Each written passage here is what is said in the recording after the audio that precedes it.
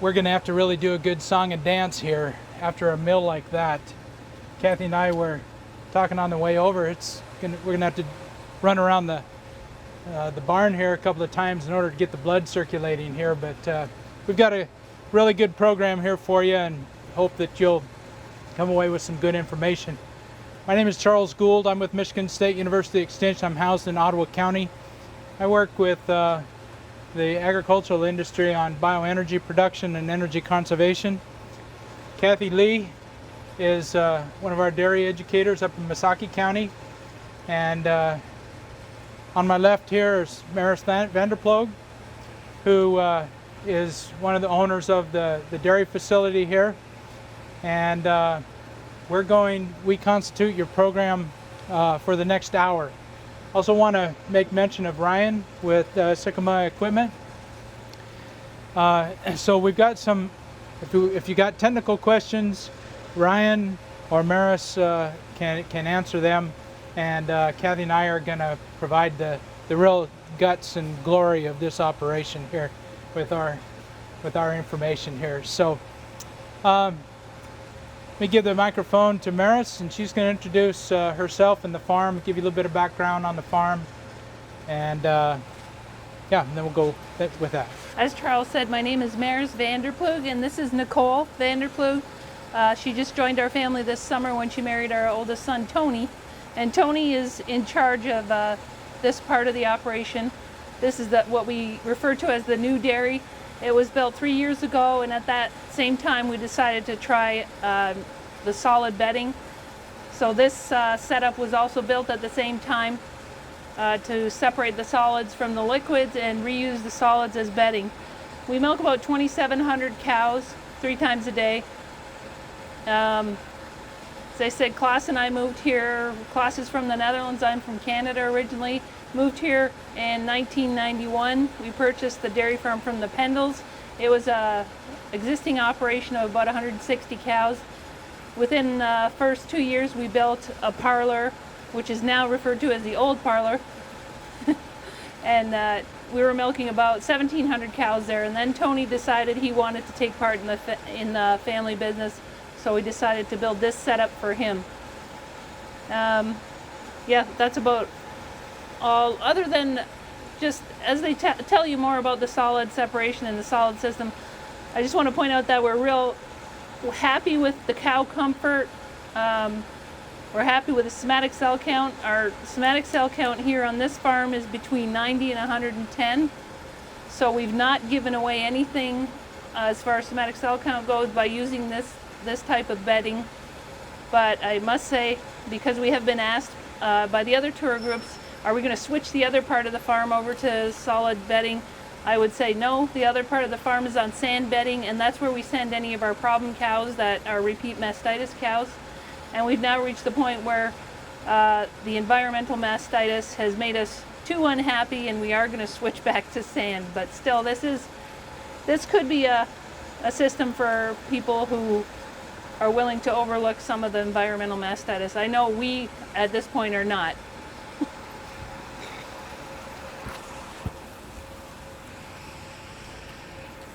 Okay, so let's gather around the table in there. It's going to be kind of noisy. We're going to speak loud, get as close as you can so you can hear what we have to say.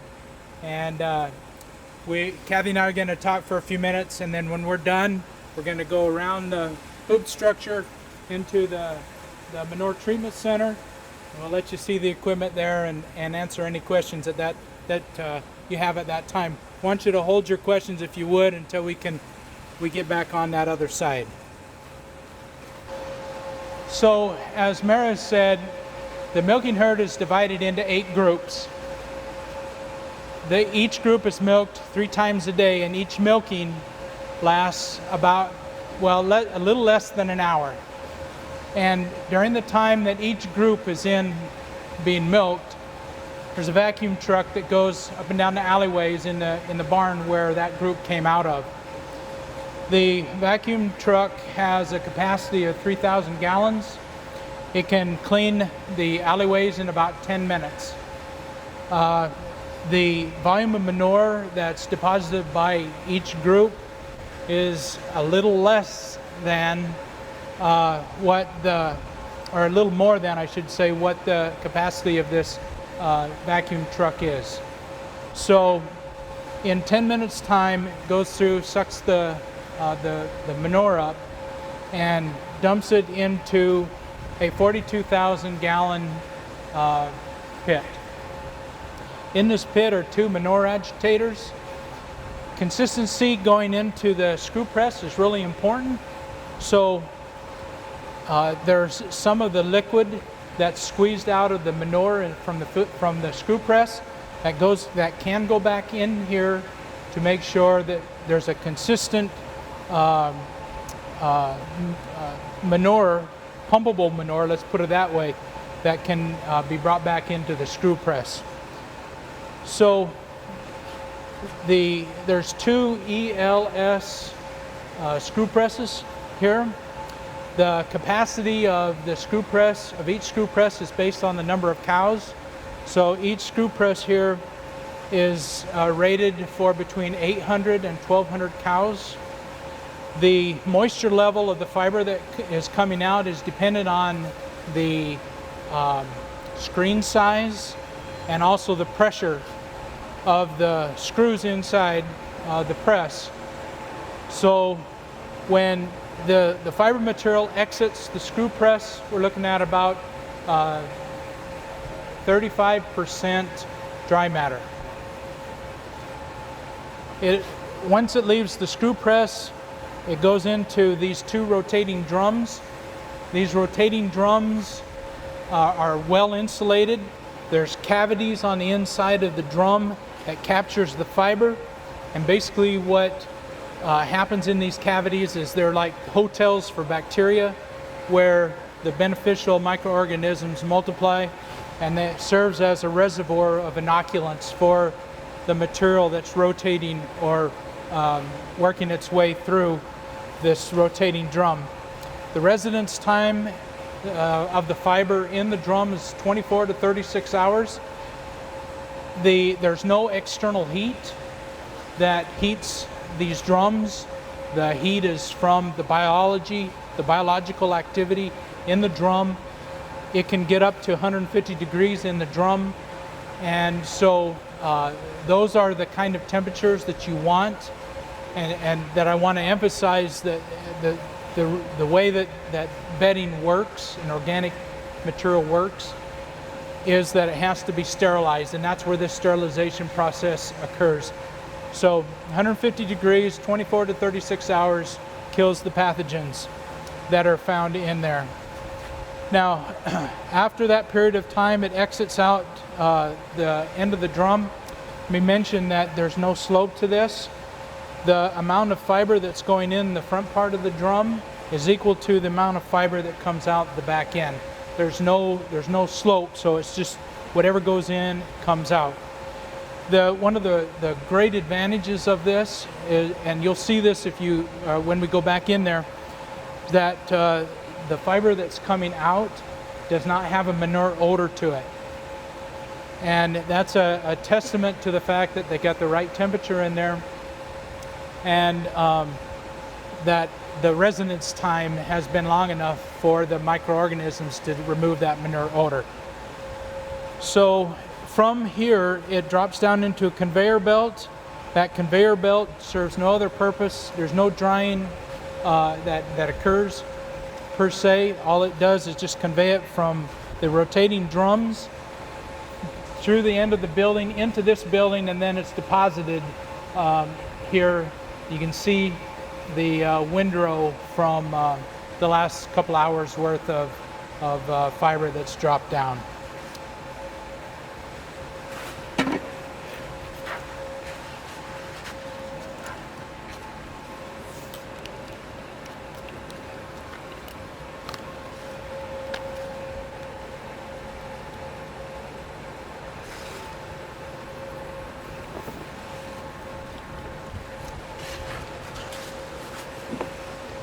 I want to talk a little bit about the analysis here, and I would ask that you disregard this row right here. This was a sample that we took before I made the poster, and after we got looking at the poster, realized that this was an anomaly.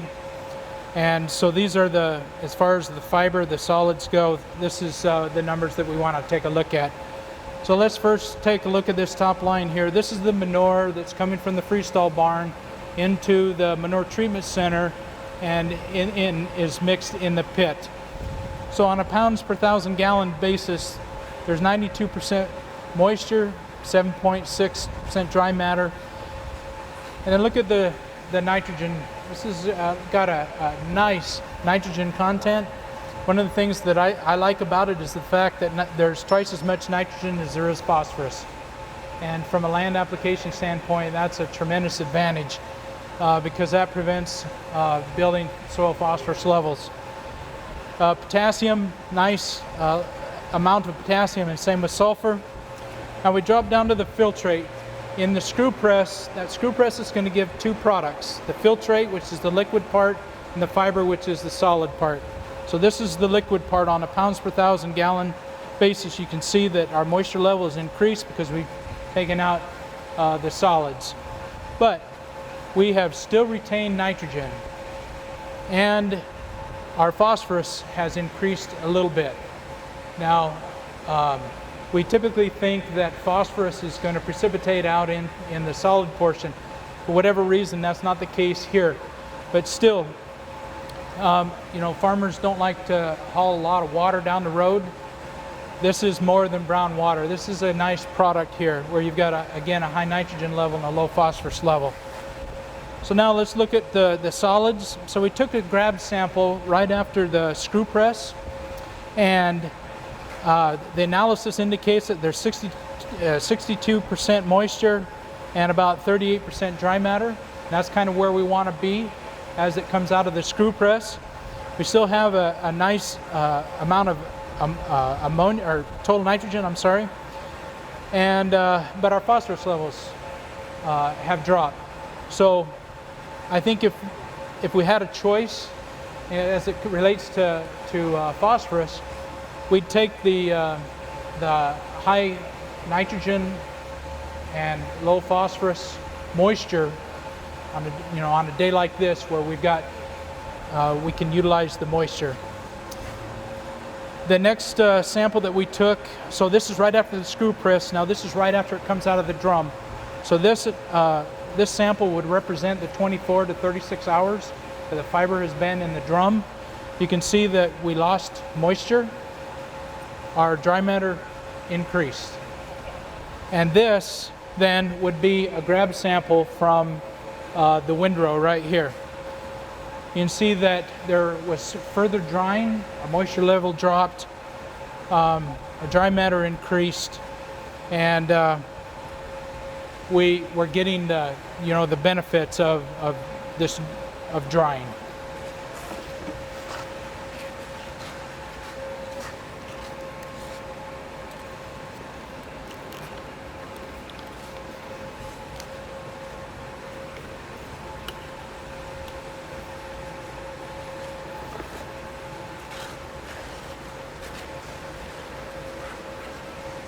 Now I want to talk a little bit about some options that farmers have with the filtrate and with the fiber. And we've talked about the fertilizer aspect of this, but for the liquid part, because you have such a low dry matter content, there's a anaerobic digester that does a nice job of producing biogas with the low dry matter content. And that's called a fixed film digester. That would do very well with a material like vanderploegs are producing. Now, in terms of fiber utilization, they are producing a composted material, but we would consider this partially composted. To get a full compost, we'd want to keep the temperatures at 131 degrees minimum for at least 72 hours. The difference between what they're doing and what I'm suggesting is the hard-coated weed seeds are the nemesis for composters, and at the 72 hours, minimum 131 degrees, you get at about 98% or so kill of the hard-coated weed seed. You kill all the soft-coated weed seed, and you get the pathogen kill. But in order to get that kind of compost, it has to be managed.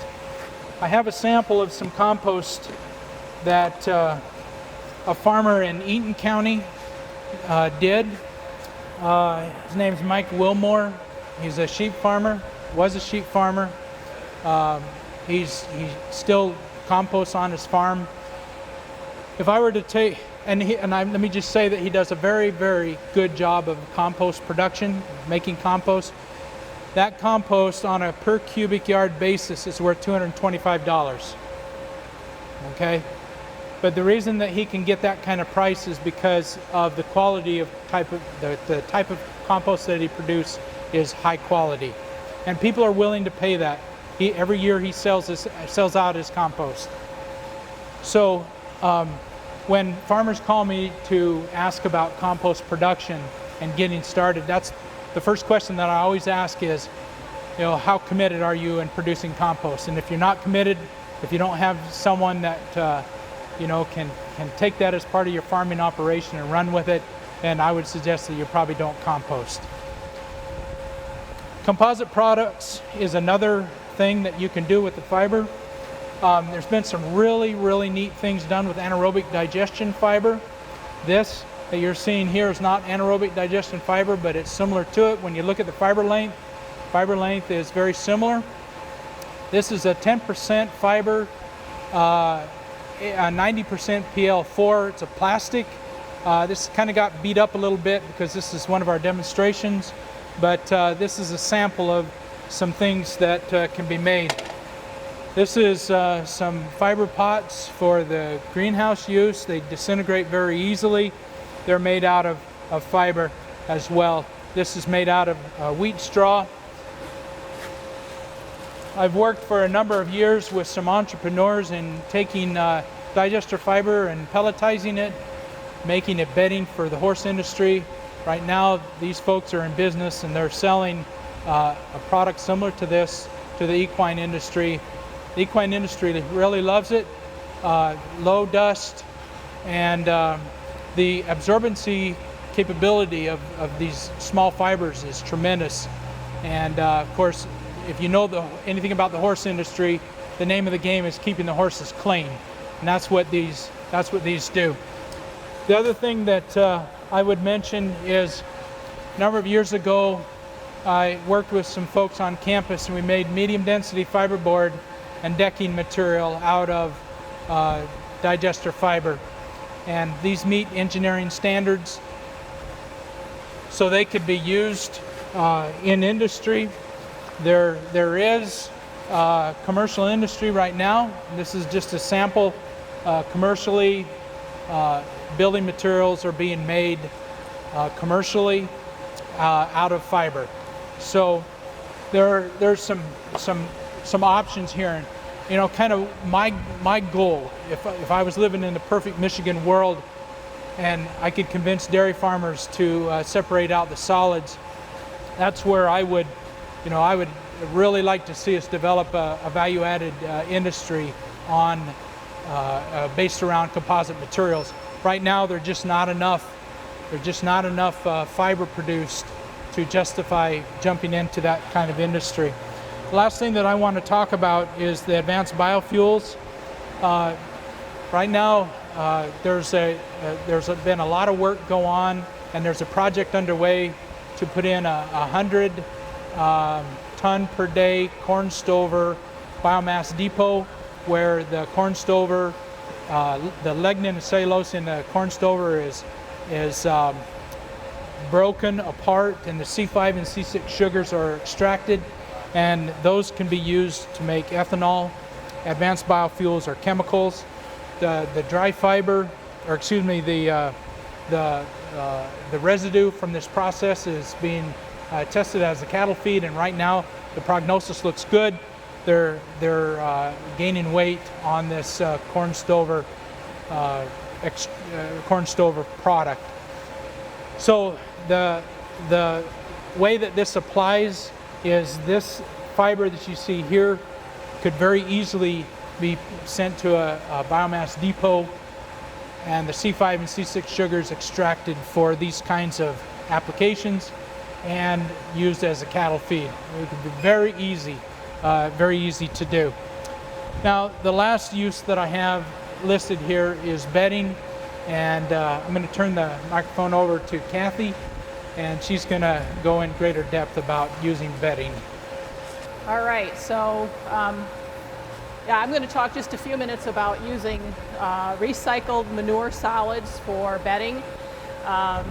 One source that Charles had mentioned also, besides fresh samples that come from the farm here, but would be digesters, anaerobic digesters. There are some solids that are produced through that and have been used on other farms as bedding material. The other two would be fresh, what I'm going to refer to as solids separated from fresh manure, and one type would be with no composting, and then this farm here has the composted material. Oh, I got to hand out the.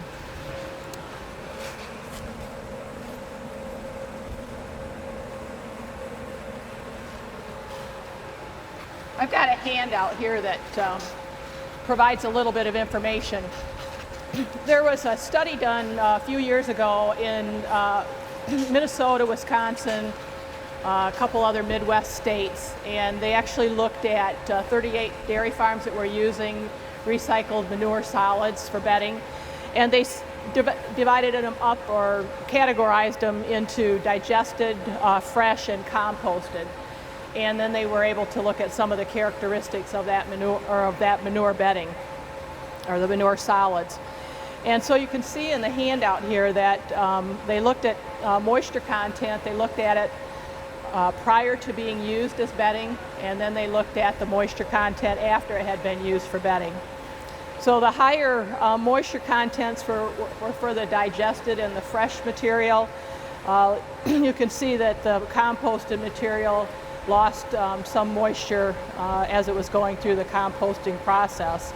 And that average 60% moisture is pretty similar to what we had with this, the sample that we took for this farm.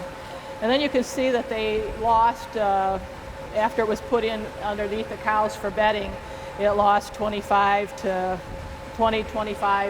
or more percentage points in moisture. So you can see once there's more opportunity for it to dry when it's put into the stalls. So one of the major challenges with organic bedding, in which recycled manure solids is a type of organic bedding, is that it's very conducive to the growth of environmental pathogens. Specifically, when we're talking about cows and udder health, we're talking about coliform mastitis, which would be typically E. coli or Klebsiella. So it's very important that we have a good bedding management in the free stalls to keep that bedding as moist or as dry as we can possibly keep it. So as with most any type of bedding, whether it's recycled manure solids or sand, when the cows go in to be milked, for each milking, they clean the manure and other wet spots out of the back of the stalls and try to level them out so there's no opportunity or no spots for liquids to accumulate. And then the other thing that is important then is to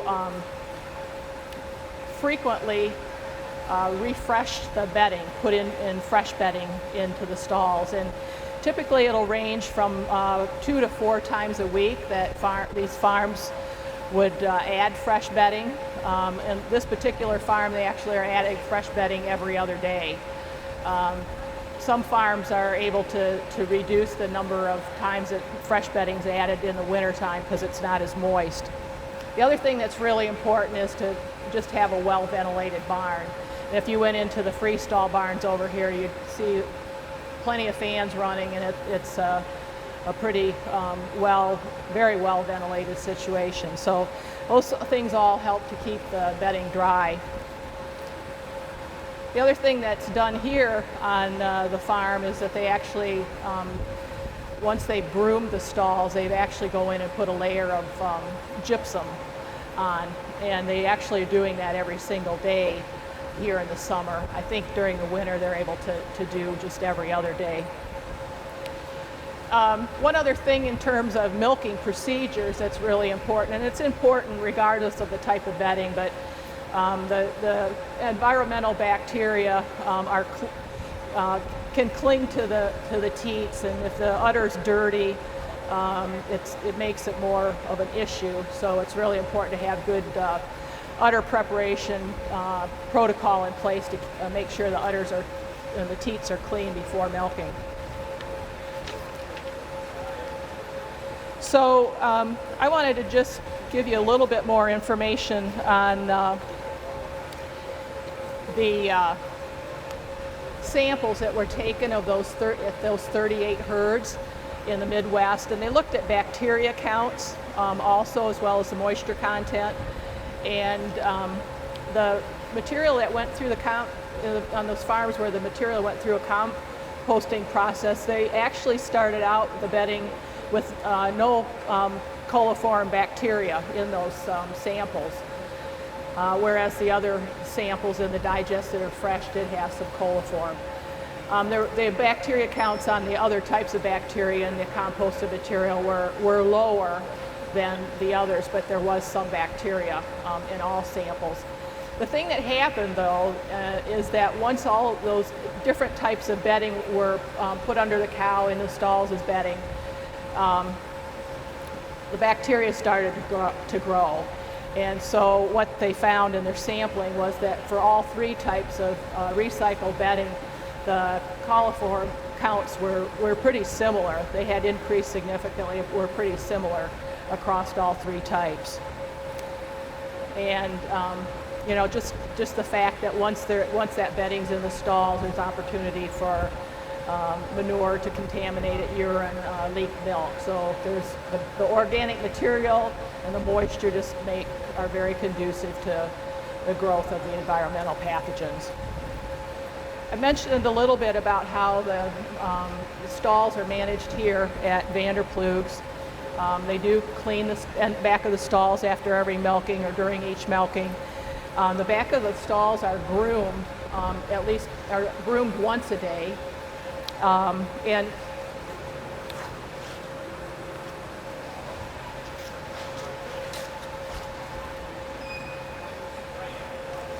I've got two sets of pictures. You might want to look at it.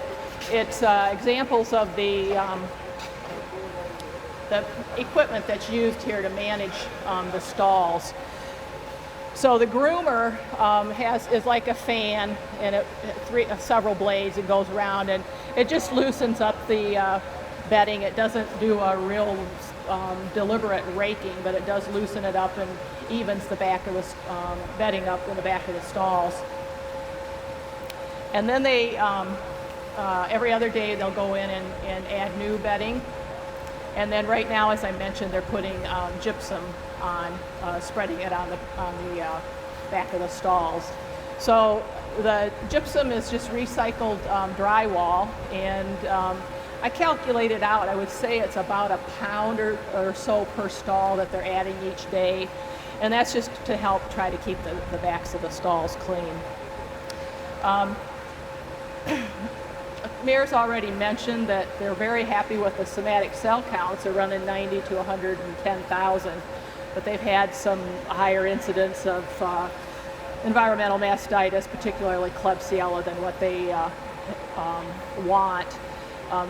But I asked about the incidence rate, and in the wintertime, it's about 1% of the cows each month will have a clinical case of mastitis, and in the summer, it averages out about 2%. And the last 3 or 4 weeks have been particularly a challenge for them. The other thing that the Vanderploegs have mentioned is that this material here in the alleys in the summer gets kind of slimy, actually, and the cows they've actually had a hard time with their footing, and they've actually had some troubles with cows actually slipping and going down, and lost a few cows that way too. So So that's another issue that they've experienced. So I don't know if anybody has any questions at this point. I know we're going to go in and around and look at the other, in the building there where the equipment is. The one thing, if you want to look before you go, I've got a sample of bedding that I took from underneath the cow. You can see how much bedding dries while it's under the cow compared to when it was first taken here from the pile. So, anybody have any questions?